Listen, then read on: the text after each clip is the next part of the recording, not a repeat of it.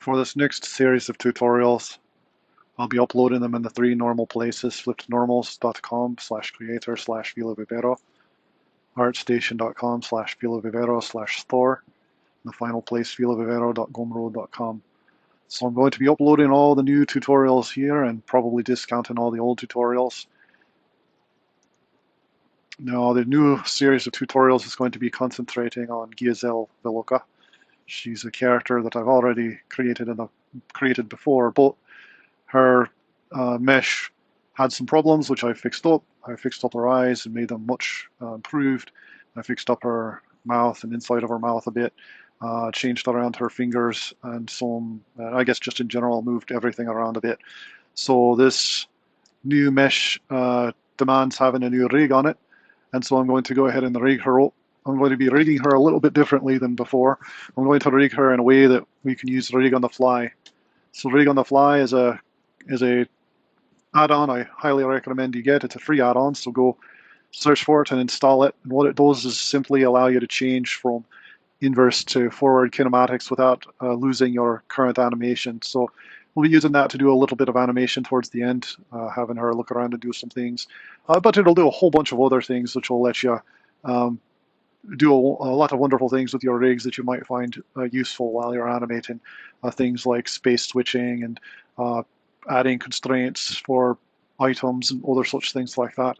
And so what I'm going to be doing with this series is, first I'll create a very basic rig that follows pretty much like anyone else would create on their characters, with just a few bones going from, like 2 bones in her legs and 2 bones in her feet and 2 bones in her arms and 1 bone in her hand, and etc. Just a few little bones around her character, and that'll become the control rig that rig on the fly will use to generate inverse kinematics and forward kinematics and everything.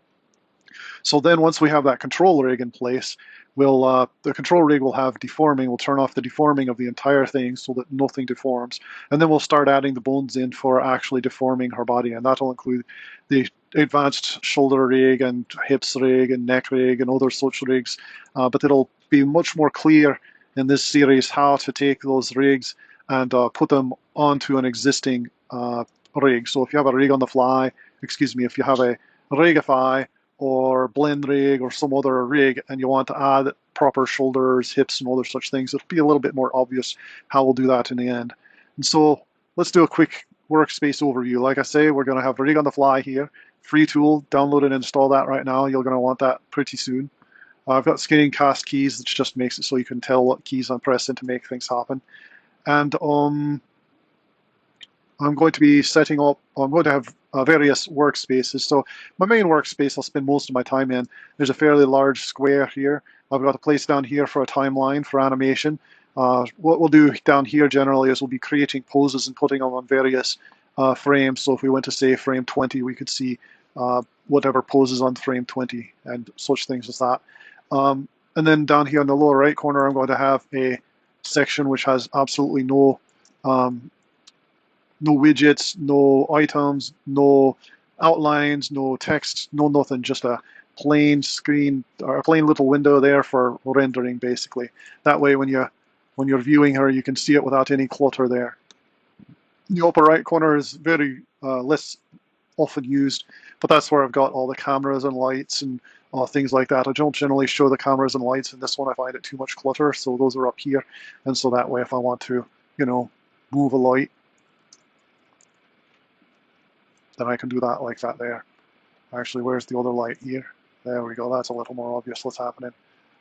So if you want to follow along, create your own workspace similar to this. You'll want to have a main kind of one here for working, one down here for rendering, and one up here in the corner for other objects, which we'll just occasionally get to. We've got an outliner here, which we'll spend some time in. Most of the time will actually be over here, but sometimes we'll need the outliner to show various things and move things around. Then down here in the lower right corners, I don't know actually what you call that, info or something. It's the one with the 2 dots, properties. So this is going to be places where if we've selected her body, for example, we can pick her modifiers or her colors and move around and change things here. Occasionally I need to be changing the subdivision level, so I've got a little properties down here with the subdivision focused at all times. That way I can change to subdiv 1 and you can see how things are when it's rather smooth. So that's an overview of the workspace. Occasionally I'll go to another workspace for rendering purposes, like here's a camera view, and that way if we change the frames we can see the different camera views. Occasionally we might get into playing with shading or UV editing or something, but for the most part this tutorial series is going to cover rigging and the rigging concepts. So this is the quick overview of the workspace and what everything looks like. And if you want to follow along at home, you'll want to have a character and an A pose like this. I may go ahead and upload a version of Giazelle pre-rigged so you can completely follow along. And if so, I'll make her rather cheap so that she'll be a cheap asset you can go ahead and get to get started. All right, then let's get, I guess let's move on to the first episode in a moment. Again, flipped normals, ArtStation, Gumroad are the 3 places you can go if you want to support me. And thanks so much if you do.